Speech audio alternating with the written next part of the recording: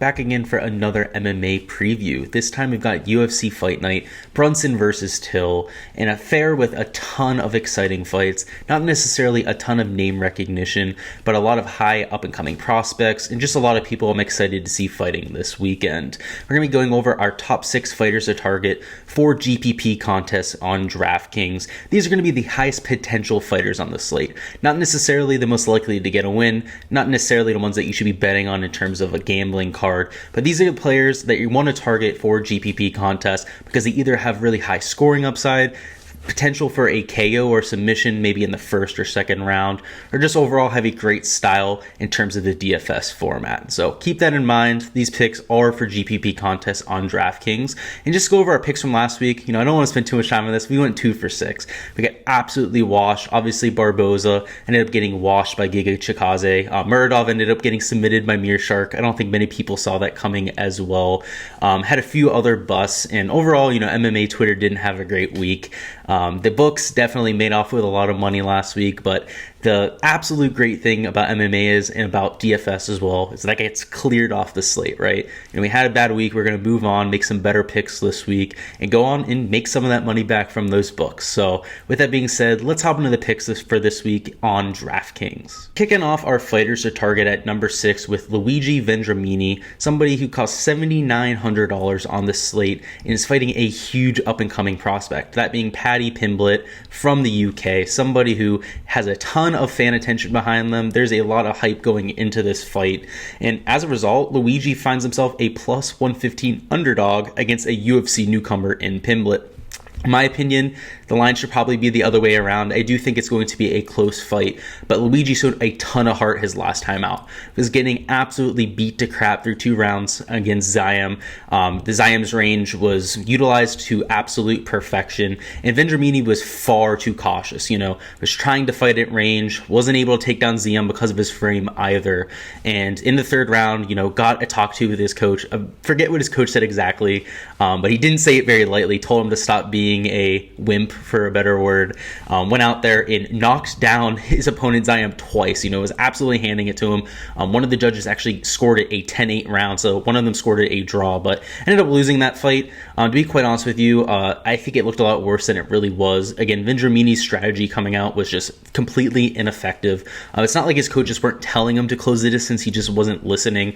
But against somebody like Pimblett, he's going to have a huge advantage on the feet. Pimblett is much more of a grappler, somebody who's a submission specialist. When the fight gets to the ground, Pimblett would be extremely scary. But Vendramini definitely has the advantage on the feet. So a lot of people are expecting Vendramini to follow his typical strategy, at least before he was injured back in the day, which was to go and take down his opponents. But ever since we've seen him come back from that horrific injury, he's been much more of a striker. His first time out, absolutely devastating knockout. This time out, mostly kept the fight on the feet, and in the last round, absolutely handed it to Zayam. So a lot of people are giving this side of the fight to Pimblett because they think the fight goes to the floor, but I don't necessarily see that happening. Vendramini is by far the better wrestler, a lot stronger than Pimblett. So if Pimblett tries to take him down, he's going to be able to stuff those takedowns. So Vendramini has complete control about where this fight is going to take place. And if he implements a smart strategy, he keeps this on the feet and tries to knock out Pimblett. So in terms of a GPP strategy, I absolutely love Vendramini for that reason.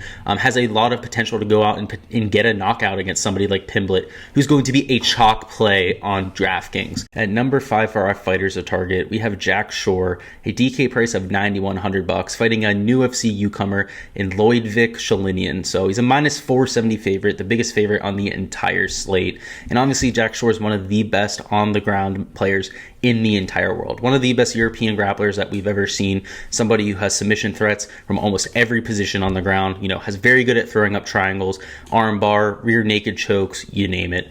Essentially, if Jack Shore gets you on the ground, you're looking to get up before you get submitted. On the other side, we have the UFC newcomer, somebody who was very impressive on The Ultimate Fighter. The only problem is that he's fighting Jack Shore, who's an absolute stud his first time out. It seems a little bit unfair. especially given that Shalinian in The Ultimate Fighter ran into Thomas Perchovsky as well, ran into Ricky Tercios as well, one of the person who ended up winning The Ultimate Fighter. So he's definitely not getting handed any easy fights by any means. So Jack Shore, somebody we've seen finish almost all of his fights by submission, all 3 of his fights in the UFC by submission. I expect him to go out and do the same against Shalinian. You know, it's nothing against him. He's a UFC newcomer. The odds makers just really shouldn't have put this one together. At -4, we have Modestas Bukauskas, somebody who costs $8,500 this week. Fighting Khalil Roundtree Jr. He's a -160 favorite against Roundtree Jr., and I think it actually should be a huge, huge line. You know, Bukauskas, somebody who has a huge range advantage over Roundtree, also has the more technical striking as well. Now, Roundtree is a southpaw, which causes a lot of people problems, but Bukauskas is a switch stance, somebody that can fight equally good as a southpaw and an orthodox stance. And Roundtree does have the power advantage, but with Bukauskas, he should be able to sit at range, piece him up with his kicks, piece him up with his jab, and not really get into that power range. Now, while Roundtree does have some grappling, is obviously able to go and take some of his fighters down, Bukauskas has a very good takedown advantage, so I don't find it being a huge problem. So I definitely like Bukauskas. I definitely see him winning by decision with the potential to go out and potentially get a TKO win.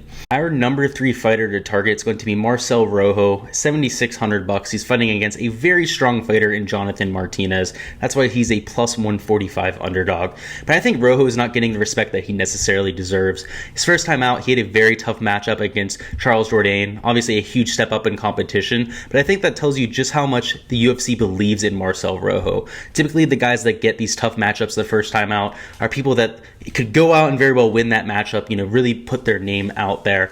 And even though Jonathan Martinez is a very good prospect of his own, he's shown a ton of struggles cutting down to this weight class. Obviously, Marcelo Rojo, somebody who's a little bit more established, a lot older than Jonathan Martinez, is very much used to the weight cut. I think you could very much see a volume advantage and a cardio advantage for the Argentinian. Jonathan Martinez, again, very good on the feet, very good on the ground as well, but so is Marcelo Rojo. So in this fight, I think it should be much closer to a 50-50. He should be the $8,200, $8,000 priced fight on this slate, but you find Rojo at $7,600. He ends up being a very good salary play on DraftKings. Also somebody I think that in a decision win would put up, you know, 80, 90 points. So that's what you're looking for. The submission threat's always there as well. So I don't hate him at number 3 at all. At number 2, we have Dalcha Lungiambula at $7,800. He's fighting against Marc-Andre Barriault.